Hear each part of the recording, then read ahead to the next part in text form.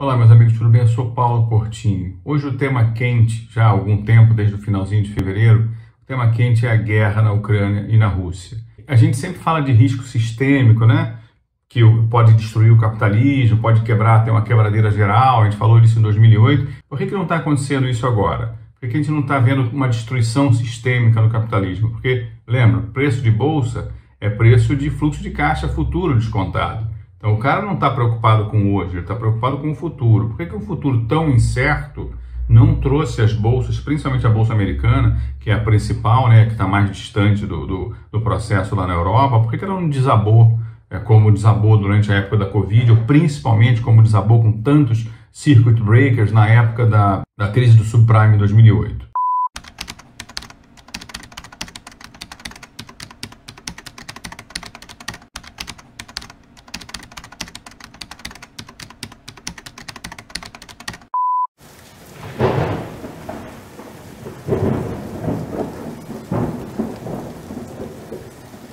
Bom, de início, pessoal, acho que vale comentar que eu tenho bastante preocupação a respeito do que está acontecendo. Primeiro que o Ocidente reagiu a essa questão da Rússia e Ucrânia de uma forma completamente inesperada. Quando você faz sanções, você normalmente mede o estrago que isso faz em você e o perigo disso voltar, né, do backfire. O perigo de você dar um tiro que para pegar em você mesmo, pegar no seu pé. A gente tem visto essas sanções aparentemente não pragmáticas como uma grande vitória da democracia.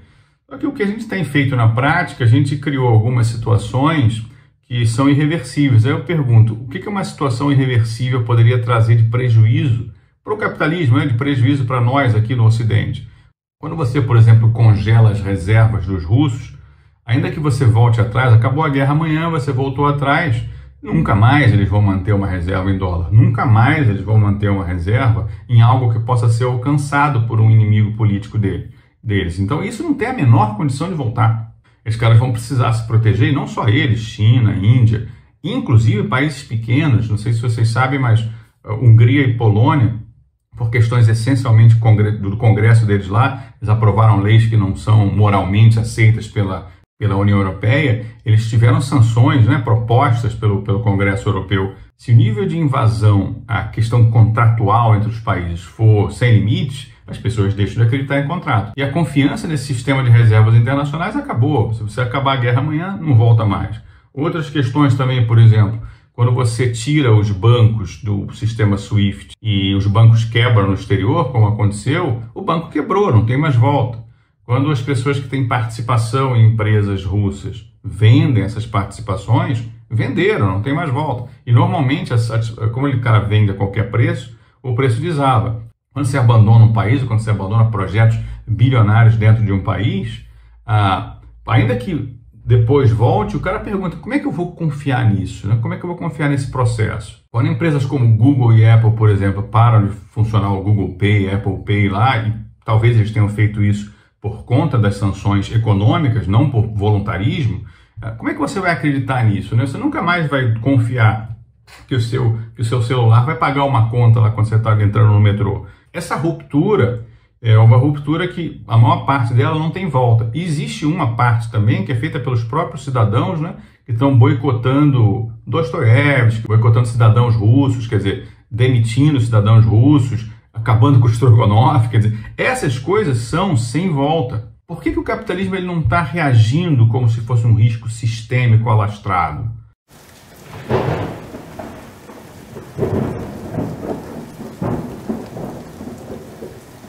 A minha visão sobre o futuro econômico é a pior possível. Primeiro porque todas as sanções que nós colocamos são irreversíveis. Então a Rússia, que era um player importante integrado, ele certamente vai deixar de ser um player importante integrado para o Ocidente, e o Ocidente vai ter que cobrir com outros players. O problema é que existe escassez, né? Então, repito, os Estados Unidos têm dinheiro, os Estados Unidos estão imprimindo dinheiro como nunca, então se ele tiver que tomar todo o excedente de milho de outros países e deixar Brasil sem, e deixar Argentina sem, e deixar a Europa sem, eles vão fazer porque eles fizeram isso durante a Covid. Durante a Covid, os Estados Unidos se comportaram como primeiro eu resto do mundo que se dane. Então, quando você tira um player desse aí, já tem um problema, uma ruptura em tantos processos produtivos que a gente nem sabe como calcular. O outro problema, que me parece o pior de todos, é que se você realmente tiver um risco de escassez e você tiver um bloco ideológico de trade, né, de transações internacionais, ou seja, esse bloco ideológico ele vai começar... O que o bloco ideológico faz? Ele coloca restrições para importação, ele não exporta para determinados países, ele tem preferência com determinados países com alinhamento político e ideológico. Se você tiver isso com um bloco grande o suficiente, sabe, Rússia e China já é um bloco grande o suficiente. Se você tem um bloco ideológico, um bloco que entende que a negociação... O que significa um bloco ideológico? Significa não agir de acordo com os princípios do livre comércio. Esse bloco ideológico pode colocar o Ocidente de joelhos. E me parece que algumas coisas vão ser bem difíceis da gente fugir. Tem muito país, a Argentina já fez isso, a própria Rússia já fez isso. Como tem risco de desabastecimento, eles estão proibindo a exportação de alguns itens. Se isso se alastra, se a gente perde essa lógica da globalização, a globalização é comércio, né? A globalização, quando as pessoas falam de globalismo, elas falam de uma questão um pouco mais cultural, política, geopolítica. Quando elas falam de globalização, elas normalmente estão falando dessa força irrefreável da economia mundial se expandir, etc. Se a gente tiver um setback nisso, a gente pode ter um retorno à época da cortina de ferro. E eu pergunto a vocês, como é que todos os valuations dessas empresas americanas, do mundo inteiro, mundiais, etc., vão sobreviver se a gente começar a ter tarifas, se a gente começar a ter bloqueio de exportação, se a gente começar a ter revide, e se o tal do comércio mundial livre, etc., retroceder 40, 50 anos? E por que, com todas essas expectativas que, senhores, são completamente plausíveis, a gente não está vendo a situação derreter, como vimos, né, em outros riscos sistêmicos que simplesmente fizeram desabar as bolsas, circuit breakers em todos os lugares? Isso é a Terceira Guerra Mundial, não está acontecendo isso.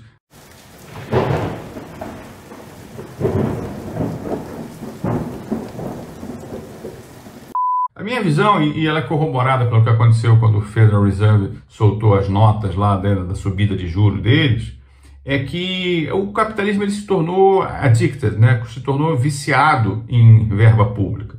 O capitalismo desde 2008, ele depende, o capitalismo mesmo, tá? O capitalismo que eu falo não é só o comércio é a parte de cima. O capitalismo é o que financia esse comércio, financia a produção, financia o cara que vai comprar. Isso é o capitalismo, é o fluxo de capitais.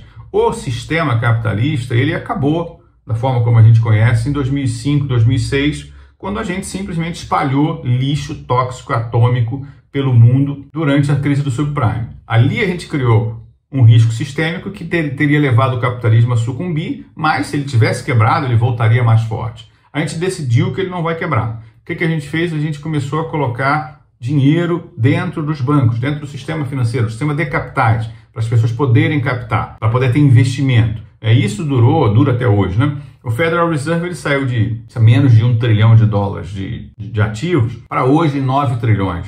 O sistema financeiro depende do Federal Reserve comprando 120 bilhões de dólares por mês de dinheiro, de título mais ou menos de banco, para trocar por título emitido pelo próprio Federal Reserve de alta qualidade. Para quê? Para garantir o fluxo de capitais. Para manter o juro zero nos Estados Unidos da América, o Federal Reserve mantém um programa de compra de ativos do sistema financeiro e de investidores. Esse programa fez o Banco Central americano atingir 4 trilhões de dólares para estancar a crise do subprime. E não desinchou. Durante a pandemia houve um salto para quase 9 trilhões de dólares. A maior parte pela recompra pelo Federal Reserve de títulos de longo prazo do governo americano. O Federal Reserve compra os títulos de investidores, enxugando a liquidez. Esses investidores compram do governo e financiam o gasto público. Aparentemente essa dinâmica se tornou a única questão relevante para os agentes financeiros ocidentais. Desde a crise do subprime, a relação dívida-PIB nos Estados Unidos da América praticamente triplicou. No gráfico anterior do balanço do Fed, o preenchimento marrom claro indicava a recompra de títulos de longo prazo do governo. Essa dinâmica do Fed de comprar e retirar títulos de longo prazo do mercado é, em parte, o que abre espaço para o governo emitir mais e então aumentar o gasto público diretamente.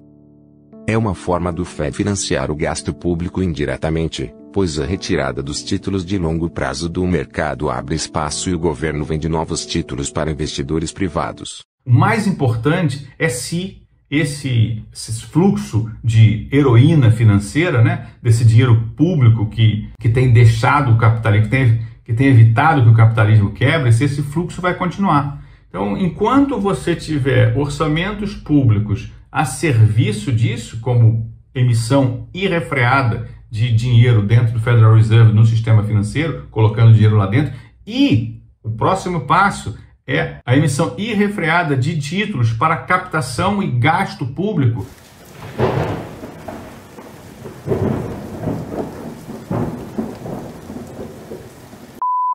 Inclusive, eu fico um pouco preocupado dessa guerra não ser uma forma de abafar o desastre que os orçamentos públicos estão sofrendo no mundo, que gerou inflação muito antes dessa guerra, e as pessoas agora estão falando, ó, geramos inflação, foi culpa nossa, nós fizemos isso, nós aumentamos as dívidas, relações dívidas-PIB em 20%, 30% no período de 1 ano, 2 anos. Todo dia nos Estados Unidos se fala em um bill de $1 trilhão, um bill de $2 trilhões, um bill de 800 bilhões de dólares, quer dizer, é só dinheiro público, dinheiro público, dinheiro público. Me parece que o pragmatismo de sobrevivência dos políticos tem dado graças a Deus que essas coisas estão acontecendo, porque eles podem culpar outras pessoas pela inflação, mas não só isso. Eles podem, inclusive, continuar imprimindo dinheiro, porque veja bem, tem guerra, porque veja bem, a gente precisa comprar material bélico, porque a gente precisa comprar comida, porque subiu o preço. Os preços subiram 100%, mas não é culpa nossa, então vamos imprimir dinheiro para que essa ilusão que a gente tem vivido nos últimos 12, 13, 15 anos continue. Da gente achar que o capitalismo realmente continua dependendo só de si mesmo, dependendo só do empreendimento, dependendo do risco tomado pelo investidor privado. Então, de forma bastante conclusiva, é o que eu acredito, porque a gente não viu ainda um desastre compatível com a ideia de uma terceira guerra mundial, compatível com a ideia de uma formação de blocos ideológicos, compatível com uma ideia de simplesmente um setback, um retorno a situações que a gente tinha do comércio internacional de 40 anos atrás, com algumas empresas podendo ser, inclusive, proibidas de trabalhar ou dificultadas de trabalhar em outros ambientes. Quer dizer, a gente tem um mundo totalmente globalizado do ponto de vista econômico, né, que pode voltar 40, 50 anos, e a Bolsa Americana está só preocupada com o que o cara do Fed diz. Esse negócio de você ficar colocando dinheiro público para salvar o capitalismo e parece suspender a si mesmo, né? Eu vou me levantar puxando o cadastro do meu tênis. Isso não me parece fazer muito sentido, né? Mas a coisa está acontecendo há quanto tempo? A coisa está acontecendo há 15 anos. A minha visão é que a gente está vivendo o período mais sem sentido, mais imprevisível da história recente do capitalismo. É mais imprevisível do que a época que a gente tinha cortina de ferro, em que a gente sabia exatamente o que esperar da economia mundial. Nesse exato momento, a gente está vendo os maiores riscos e uma Bolsa Americana preocupada se o Fed vai subir 0,5% os juros, mas se ele vai manter o quantitative easing.